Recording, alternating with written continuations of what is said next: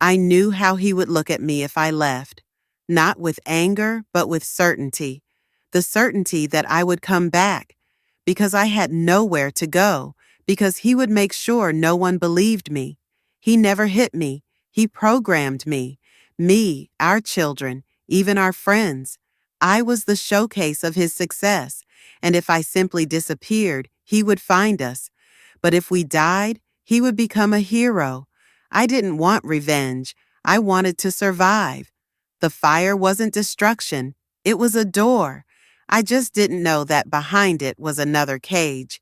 If this story resonated with your soul, click subscribe and let me know in the comments which city or country you're listening from. I'm truly curious to know where you're tuning in from. My name was Elaine Harper. I was 41 years old. If you asked anyone in our neighborhood in Asheville, North Carolina, they would have said I had the kind of life most women dreamed of. A stately brick colonial at the end of a cul-de-sac, white hydrangeas lining the walkway, a wraparound porch that looked like it belonged on a postcard. I had 2 children, Max, 8, and Lily, 11, both well-behaved, well-dressed, and well aware of how to smile for a family Christmas photo. And then there was my husband, Mark Harper, business consultant, public speaker, board member at 3 charities, and on weekends, local church deacon. People didn't just like Mark, they respected him, admired him, wanted to be near him, or be him. We were the perfect family, or so it looked from the outside. I worked from home, technically. I had a degree in art history, which meant I had opinions about paintings and no job that paid for them. But Mark liked the idea of a wife with an education. It looked good at events. He insisted I keep my maiden name hyphenated in formal invitations. Elaine Morgan Harper, he'd say, as if pronouncing it slowly made it sound more elite. I spent my days managing the house, organizing fundraisers, helping the children with homework, volunteering at the school when asked. My world revolved in tight, elegant circles. Our home was silent most of the time, not peaceful, silent, as if every room held its breath when Mark walked in. The thermostat was always set to 69 degrees, Mark's preference. The television never played after 9. Dinners were scheduled for 6:30 sharp. He didn't like the sound of phones during meals, or doors slamming, or music with too much bass. Everything in our lives was calibrated, controlled, curated. He never hit me. That's important to say, because I think I clung to that for too long as proof that things weren't as bad as they felt. But Mark didn't need fists. He used tone, silence, precision. He knew how to correct with a single look. I used to laugh a lot once, a kind of big, unfiltered laugh that made my eyes water. Somewhere along the way, I lost that sound. It was replaced by small smiles, careful words, long pauses before I answered anything. He called it harmony. I called it exhaustion. Our days were orchestrated like performances. The kids woke to gentle alarms. Breakfast was organic and neatly plated. Backpacks lined up like soldiers by the door. I wore makeup even when no one visited. My clothes were soft and neutral, gray, ivory, dusty rose. Mark said bright colors were too loud. I stopped painting my nails. He said it made me look desperate for attention. I stopped wearing perfume. He said it triggered his allergies. I stopped attending yoga. He said I needed to be more present at home. Slowly, piece by piece, I disappeared inside a life that looked too beautiful to question. When guests visited, he was charming. He touched the small of my back in public, remembered people's birthdays, poured wine with ease. I watched him switch faces like costumes. It frightened me more than anything, that he could be so convincing, so smooth, so believable. I started to wonder if I had imagined it all, if maybe I was just ungrateful, if maybe something was wrong with me. The first time I tried to speak to a friend about it, she tilted her head and smiled. "But Mark is so good to you," she said. "You're lucky. You have everything." And I nodded because, yes, I had everything. A husband who paid for private school, a home with heated floors, children who said please and thank you, a walk-in pantry, a sub-zero fridge, a husband who never cheated, at least not in the ways you could prove. I stopped talking after that. Instead, I cleaned. Obsessively. I wiped down counters that were already spotless, rearranged books by color, alphabetized spice jars. I memorized the security code to our front gate and changed it twice a week, even though I was never the one who set it in the first place. I watched our security footage on the app Mark installed on my phone, not because I wanted to, but because he'd ask what I saw. Did the landscapers show up on time? Did UPS leave the package where I told them? Did the neighbor's kid ride his bike too close to our driveway? Surveillance became routine, internalized. Mark installed tracking apps on the kids' phones. He said it was for safety. He showed me how he could follow Lily's walk home from school step by step. He told me to share my location too. I didn't say no. I just did it. One more surrender. And yet, despite everything, there were moments when the world cracked open. Fleeting, fragile moments.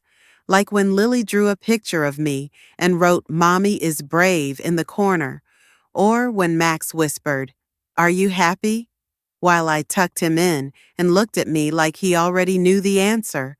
Or when I caught myself staring at the line where the wall met the ceiling, wondering how long it would take fire to climb it. Those thoughts scared me, but not enough. What scared me more was the idea of staying, of growing old in that house, of becoming a woman whose voice never raised, whose laughter faded into silence, whose face smiled in photos and meant none of it. I began to dream of escape in the smallest ways, standing outside longer when I took the trash out, sitting in the car with the engine running just a minute more before pulling into the garage, walking to the far edge of the yard just to feel wind without walls. I started keeping cash in the lining of an old purse, not for anything in particular, just in case. I didn't know what I'd do with it, but I knew I needed something that was mine, something untraceable. People often think abuse has to be loud, obvious, violent, but the worst kind, the kind that hides behind wealth and manners and community awards, is quiet. It builds slowly, like mold in the walls. By the time you smell it, it's already rotting the beams of everything you built. I wanted to leave, but I knew I couldn't just walk out the front door. I had tried once, bags packed, kids in the car, but he found us before we reached the highway. He didn't yell, he didn't threaten. He simply leaned into the window and said, "Come home, you're confused. Let's not make this messy." And I did, because he was right. It would be messy. The courts would believe him. The police would listen to him. I would look hysterical, ungrateful, unstable. I wasn't a prisoner. I was a wife, and wives don't run, they burn. But I wasn't ready for fire, not yet. I still believed I could hold on, still believed I could find a window of air in that beautiful coffin of a house, still believed, deep down, that someone might come looking for the woman I used to be. But no one came, and so I stayed. It didn't begin with fire. It began with silence. A silence so thick it muffled my thoughts, made my heartbeat sound like footsteps in a locked room. It lived in the pauses between Mark's words, in the way the house held its breath whenever he entered. That silence was the true beginning, the first warning, the first symptom of something unraveling inside me. I didn't plan an escape, not at first. I planned to survive. There's a difference. Survival meant learning his rhythms, memorizing the subtle shifts in his expression, adjusting mine accordingly. It meant timing my grocery runs and tracking his calendar and learning to become invisible even in a room full of light. I became fluent in non-confrontation. I could read a room before I stepped into it. My silence was my armor. And like any armor, it became heavy over time. The moment that shifted, everything didn't feel cinematic. There were no screams, no shattered glass, no police at the door. It was quiet, just like everything else. Max had left his shoes in the hallway. Again. Mark stepped on one of them. It scuffed his dress shoe, left a small smear of dirt on the polished tile. He didn't shout. He simply looked at me. That look was enough. Disappointment wrapped in control. He didn't blame Max. He blamed me for not teaching our son respect, for letting standards slip, for allowing chaos to enter the order he so carefully curated. Later that night, I stood in the laundry room, scrubbing the floor on my hands and knees, my fingers raw from bleach, my thoughts looping in circles. And then, for a moment, everything inside me went still. A thought drifted across my mind, quiet and strange. What if the house was gone?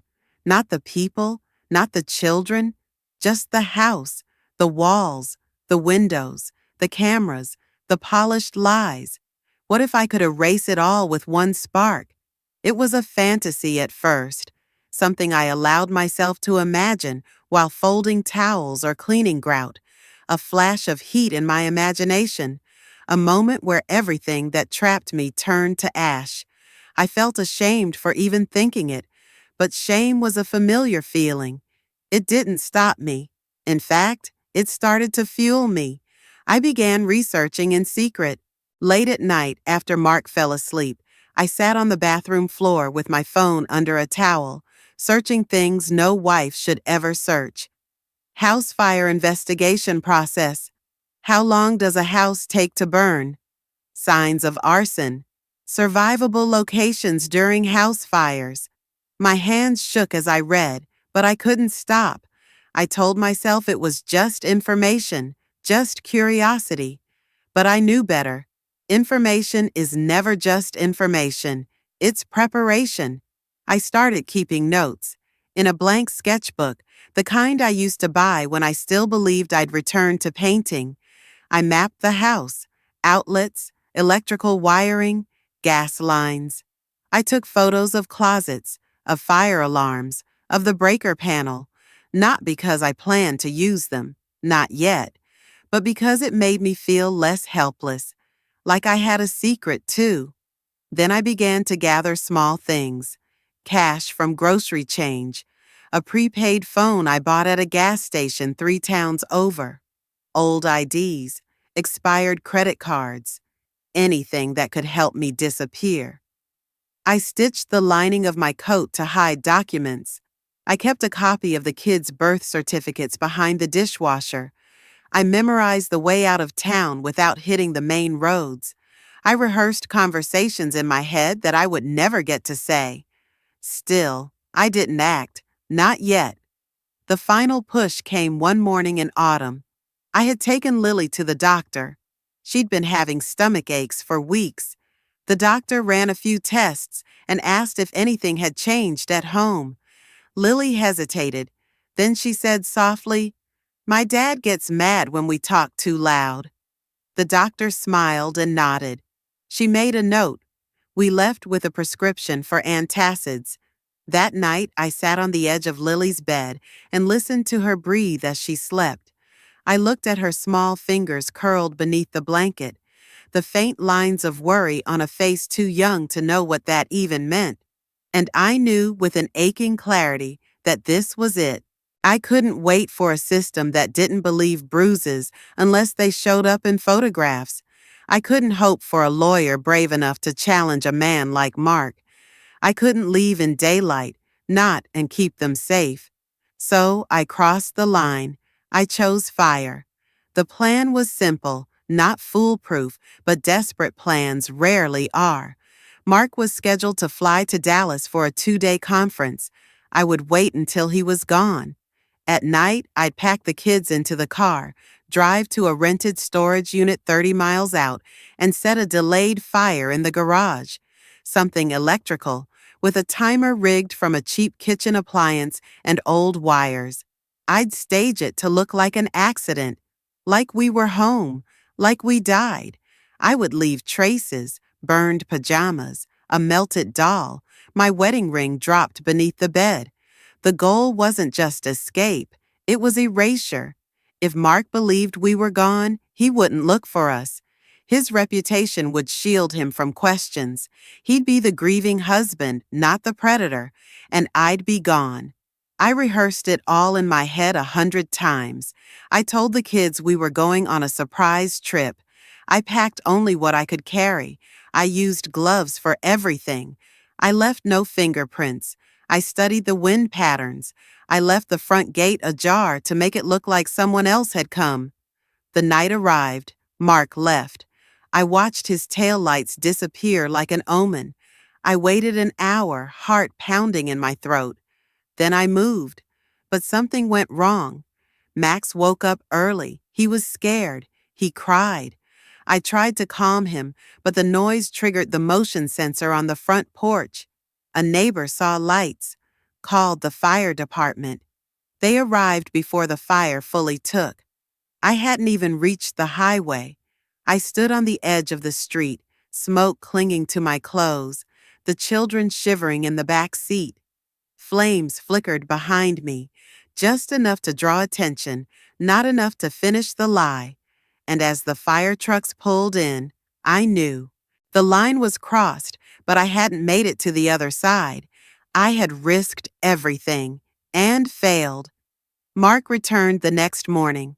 I'll never forget the way he hugged me in front of the news cameras, called me brave, called me his miracle. He looked straight into the lens and said he would do everything to protect his family. A week later, I was arrested for arson and suspected insurance fraud, and I realized that crossing the line was never the dangerous part. It was getting caught halfway across. The sound of the gate closing behind me was not a sound I could ever forget. It wasn't loud, but it carried a finality that seeped into my skin, an echo that lived somewhere deep in my bones. It was metallic and hollow, the kind of sound that reminded you that the world you had known was over, and a new one, smaller, colder, harder, had begun. That gate separated everything I had been from everything I was about to become. The air in the intake room was thick with disinfectant and resignation. I was told to stand still, to remove my clothes, to spread my fingers and lift my tongue. My name was stripped from me and replaced by a number. They took my fingerprints, my photograph, and the last pieces of fabric that still smelled faintly of smoke. My reflection on the fingerprinting screen looked like a stranger, pale, hollow-eyed, almost translucent. I didn't recognize the woman staring back, but I didn't feel sad for her. I felt nothing at all. They gave me a uniform that smelled of detergent and something sour underneath it. It was too big, the pants hanging loose around my waist, the shirt scratchy and stiff. A guard handed me a blanket and a packet of toiletries, small rationed items, all labeled with the same printed logo. I was processed like an object moving through a machine. I understood then that prison was not a place designed for people. It was a system built for containment. It didn't want your story, it wanted your silence. The corridors stretched endlessly, painted in colors that tried to mimic calm, muted greens, washed out blues, but nothing could hide the decay. The walls were cracked, the floors scuffed from thousands of identical steps. The sound of shoes on concrete became a kind of language here. You could tell the difference between an inmate's shuffle and a guard's stride, between hesitation and authority. It took me only a few hours to learn the rhythm, to understand when to move and when to stand still. My cell was small, barely larger than the walk-in closet I used to have at home. There was a metal bed bolted to the wall, a thin mattress that folded like paper, and a narrow slit of a window too high to reach. It let in light, but not a view. The toilet was exposed, a silent witness to everything. My first cellmate was a woman named Gina. She was older, heavy-set, with tattoos curling down her arms like vines. She didn't ask questions, and I was grateful. We lived parallel lives in silence. She read paperbacks and chewed gum. I stared at the wall until the paint began to shift shapes in my mind. The first night, I didn't sleep. The noises came in waves, the clatter of metal, the echo of voices, someone crying, someone laughing, a scream that rose and then dissolved into the distance. The building seemed alive, breathing through its vents, groaning in its joints. I lay awake, counting the seconds between the sounds, as if timing them could create order out of chaos. The mattress smelled faintly of bleach and human skin. My body ached from stillness. My mind refused to settle. When dawn came, gray and heavy, I realized that time here did not move forward. It circled itself endlessly. Days were broken into rituals that had no meaning outside the walls. Wake up, head count, meal, work, count again, sleep. Each transition marked by the clang of doors, by the bark of orders, by the dull thud of routine. We marched in lines, eyes forward, hands visible. I learned that hesitation was dangerous, that asking questions was seen as defiance. I learned to keep my gaze soft and my body small. I learned how to survive without thinking too much. Food was served on trays the color of dust. It arrived lukewarm, always the same. Something beige, something gray, something that claimed to be bread. I forced myself to eat because hunger made people weak, and weakness was an invitation. The women around me spoke in fragments, half-whispered exchanges of names and sentences, the currency of trust measured in glances. There was no friendship here, only alliances born out of necessity. I noticed the smallest details because there was nothing else to notice. The hum of the fluorescent lights overhead, the smell of rain seeping through the cracks on stormy days, the way the guards' keys jingled in rhythm, each sound a reminder of what freedom used to feel like. I found myself listening to that sound obsessively, as if memorizing it might one day help me unlock something inside myself. After a few weeks, the numbness began to change. It wasn't relief or acceptance, but something heavier, a slow sinking realization that I had entered another universe. The laws here were different. Morality bent in strange directions. Survival depended on adaptation. I watched new arrivals come in with tears still fresh on their faces, their voices sharp and frantic, demanding explanations that never came. I saw them change over time. The light in their eyes dulled. Their words slowed. The frantic movements became measured. They learned, as I had, that emotion had no function here. I was assigned to laundry duty. It was the only job I could get. Every morning, I carried loads of uniforms, sheets, towels, an endless cycle of other people's dirt. The heat from the dryers coated the room in a haze of humidity. The air smelled of sweat and chemicals. My hands cracked from the soap, the skin around my nails raw and red. But there was a rhythm to it, and that rhythm saved me. Fold, stack, repeat. It was work that required no thought, and thought was dangerous here. Thought led to remembering, and remembering hurt. Letters were allowed, though rarely delivered. I wrote to my children even when I knew they would not read them. I wrote to a future that might never come. I didn't mention prison. I wrote about the sky, about the smell of pine trees, about the sound of rain on the roof. I wrote about things I hoped they still remembered. Writing became my rebellion, my way of preserving a small piece of the self that he had not managed to erase. Weeks bled into months. I stopped counting. I measured time by the length of my hair, by the wear on my shoes, by the changing tone of the guards' voices. One day, a woman in the yard told me, without looking up, that I had the look of someone who used to be rich. I didn't answer. I wasn't sure if it was an insult or a eulogy. At night, I sometimes imagined the outside world. I tried to picture the ocean, the sound of waves, the way air might taste when it wasn't recycled through vents. But the images came blurred, like memories of a dream I could no longer quite recall. The longer I stayed, the harder it became to remember how sunlight felt on bare skin. The harder it became to believe I'd ever known freedom at all. In this universe, there were rules for everything: how to walk, how to sleep, how to speak. But there were no rules for how to keep your soul intact. I learned that strength was quiet, almost invisible. It wasn't in the women who fought, or shouted, or cried. It was in the ones who survived without letting the walls become part of their flesh.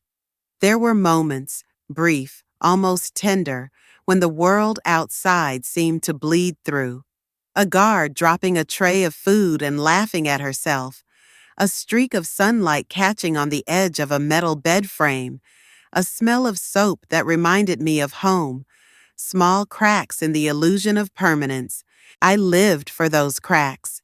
They were proof that the universe beyond still existed, even if I couldn't touch it.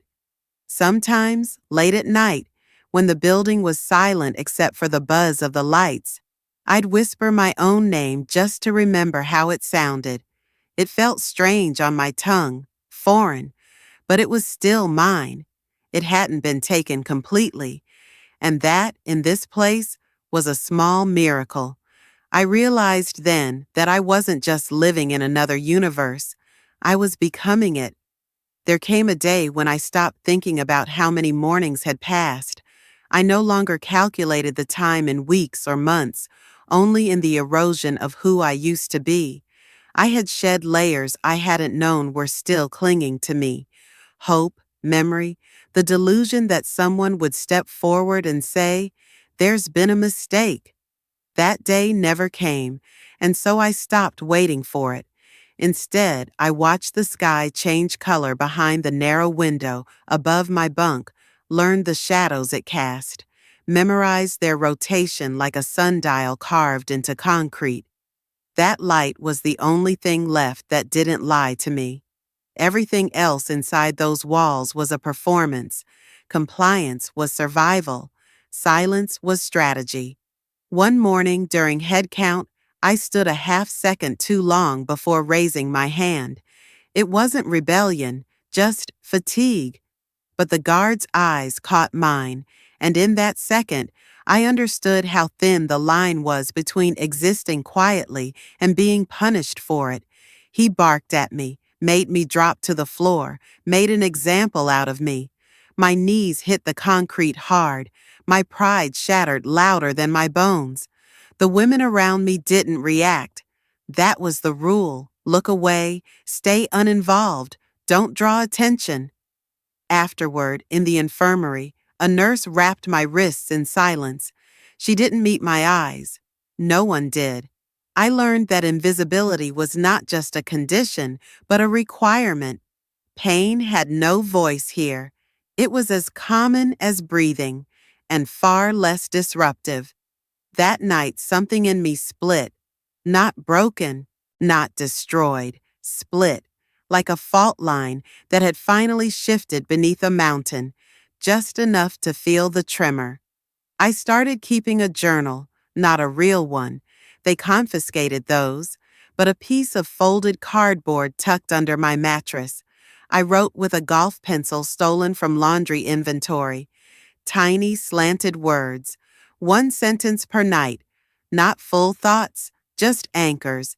The smell of home, Lily's hair in my hands, the last orange sunset before the fire. They were all I had to hold the past in place.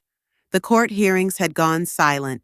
My lawyer, court-appointed and already overloaded, stopped sending updates. My requests for a retrial remained unanswered. I had filed appeals, but paper moved slower than rust in prison. Everything here was designed to stretch and stall. Time became a weapon, blunting every edge you once had. One day, during lunch, I overheard two inmates whispering about a woman in another block who had gotten out after filing abuse claims. I leaned in, cautiously, said nothing. Later, in the yard, I approached one of them, Brenda, small, with sharp eyes that missed nothing. I asked, careful to keep my voice neutral. She told me there was a nonprofit that worked with women like us, women who'd burned bridges because no one would build us doors. I memorized the name. I scratched it into the cardboard later that night, hands shaking. It took me 2 months to get a letter out. I addressed it carefully, vaguely. I didn't ask for freedom. I asked for acknowledgement, for someone to believe that what happened to me had happened at all. Weeks passed, then months. The air turned colder. The mornings came wrapped in gray. I returned to my routine, folding laundry, counting trays, watching the patterns of cracks in the walls. I stopped hoping. And then, one morning, my name was called over the loudspeaker. I was summoned to the mailroom. Inside the envelope was a single page, a typed letter. The organization had received my note.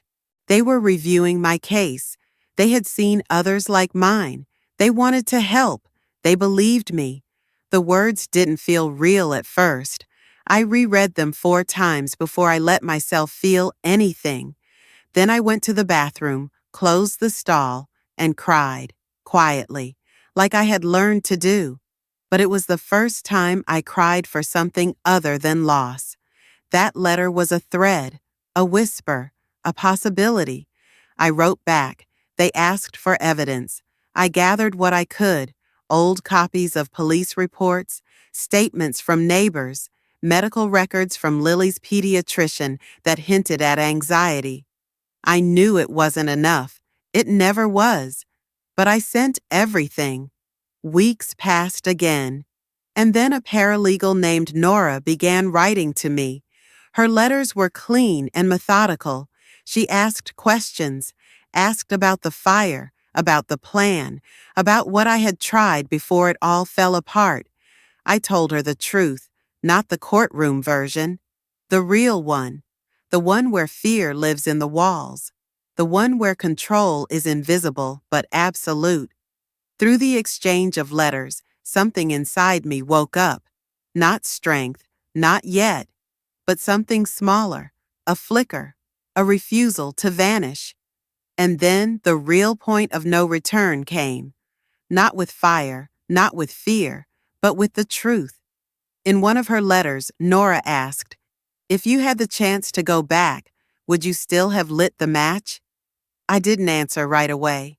I sat on my bunk for days thinking about the plan, about the failure, about Max's sleepy eyes, Lily's shaking hands, about the sound of the fire trucks, about Mark's arms around me in front of the cameras, about the reporters calling me a hero while I was already ashes inside.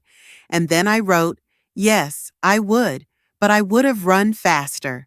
After that, I stopped apologizing, not out loud, not to anyone, but in my head, I no longer played the loop of guilt that had run on repeat since my arrest. I stopped believing I had ruined something sacred, because it had never been sacred. It had been a cage with polished floors. That moment, the one where I chose to own my actions, even in the mess they left behind, that was the point I couldn't come back from. And I didn't want to, not anymore. Mark began writing to the children again. His sister had temporary custody. She sent photos of birthday cakes, soccer games, art projects. Lily stopped smiling in the pictures. Max grew taller. They both looked older, changed. I wrote to them every week. Sometimes they wrote back, sometimes not. But I kept writing because I wanted them to know that even when I was gone, I was still fighting to be real in their lives. I didn't ask for forgiveness. I asked for time, for understanding, for someday. And I made a promise to myself one night under the cold blue light of the cell. If I ever walked out of that place again, it wouldn't be with my head down. It would be with fire in my chest, not to destroy, but to light the way forward. Hope was not a sudden burst of light. It came quietly, like dawn leaking through dirty glass, thin and pale at first, almost unnoticeable. By the time I realized it was there, it had already begun to change the shape of my days. It didn't come from forgiveness or redemption or anyone's mercy. It came from movement, from the smallest signs that I could still act, still choose, still exist beyond the walls that tried to erase me. For months, I had lived by repetition, counting steps, folding uniforms, marking the rhythm of a place designed to flatten you. But one morning, I woke to a sound I hadn't heard in years. Birds. They perched somewhere beyond the barred window, their song faint but alive. The sound was jarring in its softness. It didn't belong here, not among steel doors and concrete echoes. I sat up on the narrow bed and realized I was listening to something that didn't follow rules. That realization, as small as it was, split the gray inside me. There had been talk in the unit about a new rehabilitation program, a class where inmates could work toward vocational certificates. Most of the women laughed about it. Paper promises, they said, but I signed up anyway. It was an excuse to get out of the block for a few hours. The class was held in a forgotten wing of the facility, an old storage space converted into a makeshift classroom. The walls were yellowed, the air smelled like chalk and bleach, and the tables wobbled under the weight of old computers. But it was a room where the noise changed, less of orders, more of possibility. The instructor was a woman from the outside, mid-40s, with kind eyes that didn't flinch when they met yours. She taught us basic computer literacy, resume writing, communication skills. I hadn't touched a keyboard in years, and the screen felt foreign beneath my fingers. My hands shook as I typed, but soon the motion became soothing. There was rhythm in it, a strange echo of the life I used to have. With every click, I felt the boundaries of my world stretch a little further. We had assignments, simple ones. Write about a challenge you faced. Describe a skill you learned. Most wrote about jobs, children, street life, addiction. I wrote about a house, not mine, not exactly. Just a house built to look perfect, one that burned down in a storm of silence and smoke. I wrote without names, without specifics, but every word was soaked in truth. The instructor read it, looked at me for a long time, and nodded once. She didn't ask questions. She just said, "Keep writing." I did. I began writing every night, on scraps of paper, on the backs of forms, in the margins of borrowed books. I wrote about the walls, about the women, about fear, about control and the way it wrapped itself in kindness, about the versions of love that suffocate instead of protect. The more I wrote, the more I remembered my own voice, the one that had been buried under years of quiet compliance. It wasn't pretty or lyrical. It was raw, but it was mine. One day, a counselor visited our class. She was collecting stories for a prison literacy project that partnered with a nonprofit outside. She asked if anyone wanted to share their writing anonymously. I hesitated. Part of me still feared exposure, the danger of being seen. But another part, the one that had been starved too long, wanted to breathe. I handed her one of my essays, folded carefully. It was about standing in a burning room and realizing the fire wasn't punishment, but liberation. Weeks passed. Then one afternoon, I was called to the counselor's office. I expected bad news, an infraction, a lost privilege. Instead, she handed me a printed sheet. My story had been published on the organization's website under the title, "The House That Silence Built." It had a small note at the bottom, written by an inmate who asked to remain unnamed. I stared at it for a long time. My words were out there, somewhere beyond the fences, existing in a world I couldn't touch. I imagined someone reading them, even just one person, and understanding. That was the moment something shifted. I realized I had left a mark that couldn't be taken back, no matter how small.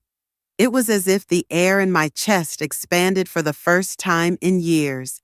The change didn't make me happier. Happiness wasn't something I trusted anymore. But it gave me motion.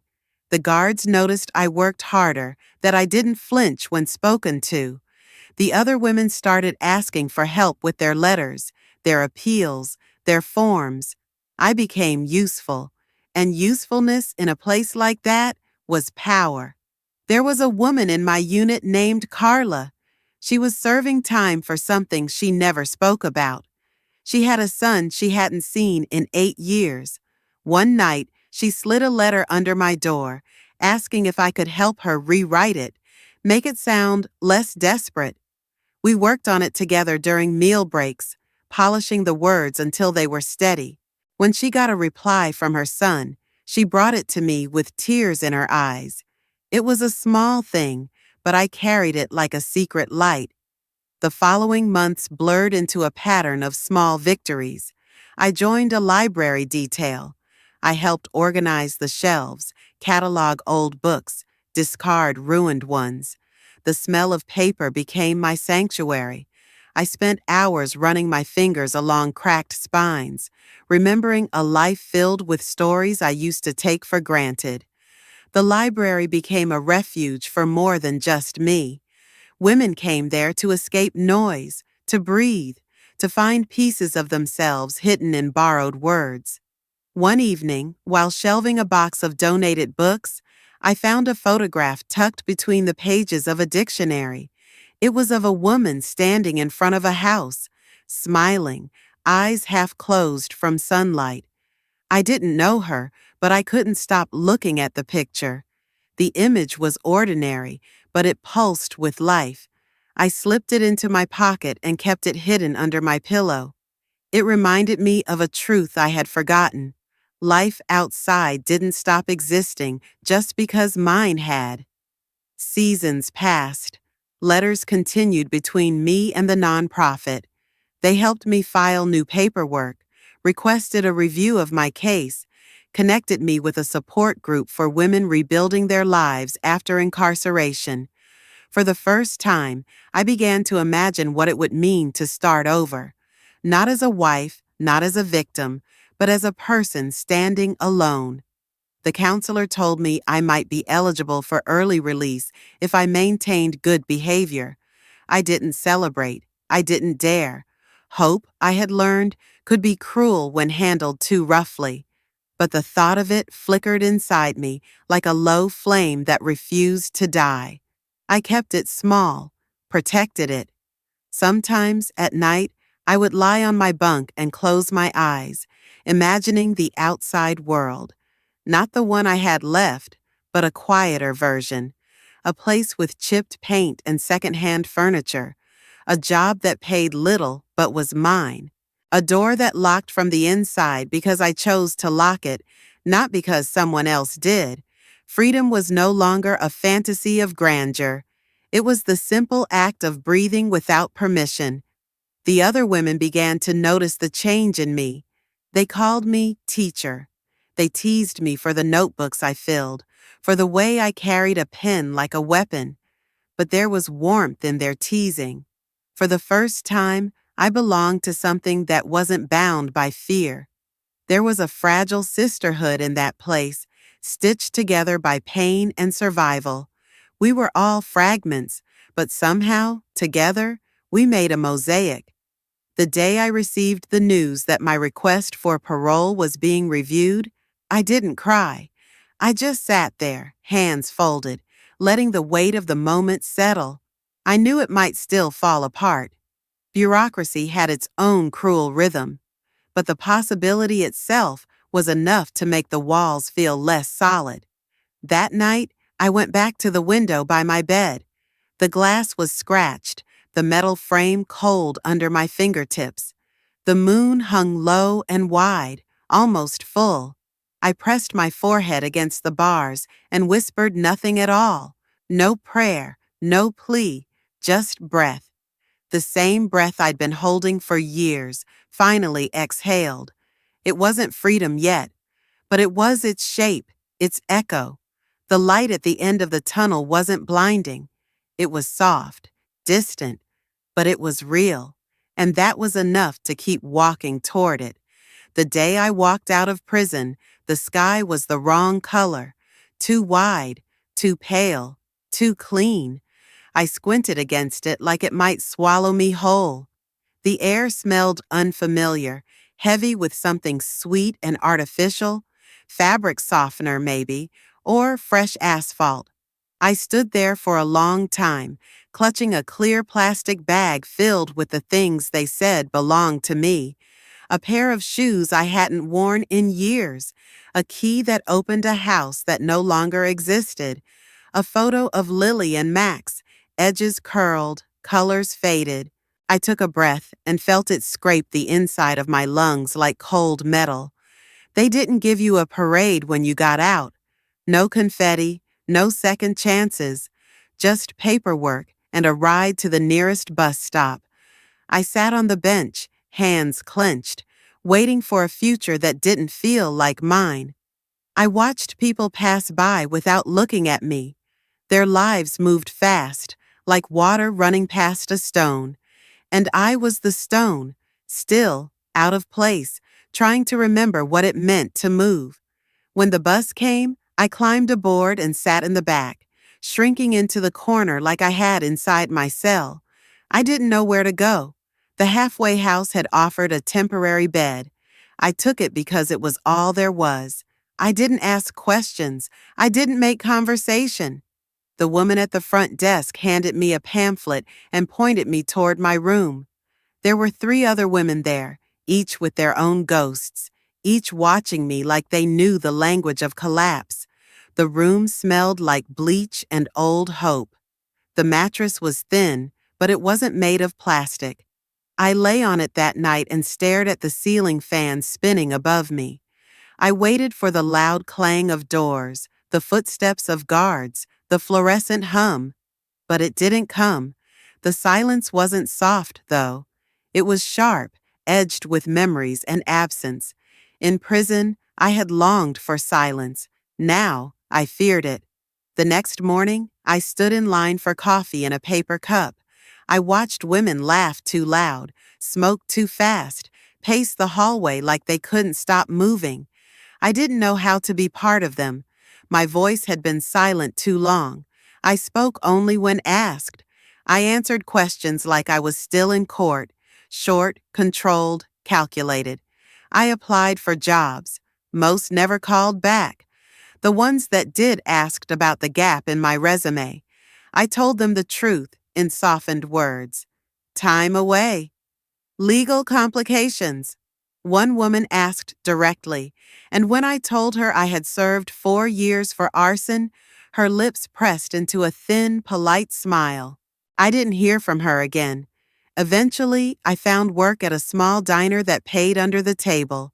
I scrubbed tables, washed dishes, and took out the trash. The manager didn't care about my past. He barely spoke at all. I was grateful for that. Gratitude became my second skin. Grateful for minimum wage. Grateful for the bed. Grateful for the ability to walk out the front door. But freedom had a different kind of lock. Everywhere I went, I carried the weight of a name people didn't say aloud. The woman who burned her house down. The one who almost killed her children. The one who lied. The one who vanished. Even the people who didn't know me seemed to sense it. something just under the skin, a wrongness that clung to me like smoke. I kept writing. Late at night, when the others slept, I filled notebooks with pages no one would read. I didn't write for them. I wrote for the version of myself that still lived somewhere in the ash. The version that had once stood barefoot in the kitchen, humming while stirring tomato sauce. The version that had dreamed of painting again, of owning a shop, of being more than a wife or a ghost. The kids didn't come, not at first. I sent letters. I didn't know if they reached them. I didn't know if Mark let them read my words or if he threw them away. I pictured Lily tearing the envelope carefully, eyes wide, lips tight. I pictured Max turning away. I didn't ask for forgiveness. I asked for a beginning. One day, a letter came back. From Lily. It was short. 3 lines. I don't know if I believe you, but I remember the way you used to tuck me in. I remember you tried. I cried silently into my pillow that night, not because it was enough, but because it was something, a thread across the silence. I started walking in the mornings, just around the block, then further. I watched the city wake up, watched the same man sweep his sidewalk, the same dog bark at the same bike. It made the world feel smaller, less foreign. I began talking to people, not long conversations, just hellos, smiles, proof that I was still capable of being seen without fear. I passed the library one morning and stood outside for a long time. I hadn't been inside one in over a decade. I finally stepped in and was hit with the smell of pages and stillness. I asked about volunteer programs. The librarian looked at me with curiosity, then handed me a flyer. I applied. I didn't mention my past. They didn't ask. I started shelving books, quiet work, honest work. I went early and stayed late. It became a rhythm. Diner, library, sleep, letters. Some days I felt almost real, but freedom was still not peace. I had dreams, not of prison, but of the house. I saw flames in the windows, heard the crack of wood, felt the heat on my face. In the dream, I wasn't running. I was watching. And in the ruins, I saw myself, sitting calmly in the ashes. One afternoon, I saw Mark on the news. He was giving a speech at a charity fundraiser, smiling, polished, elegant in his grief. He spoke about family, resilience, forgiveness. He never said my name, but he didn't have to. It was a knife pressed under the surface of every word. I turned off the TV. My hands didn't shake. I knew then that the past would never let go of me completely, but I had stopped asking it to. Freedom was not the life I had before. It was this one, messy, lonely, unforgiven, but mine.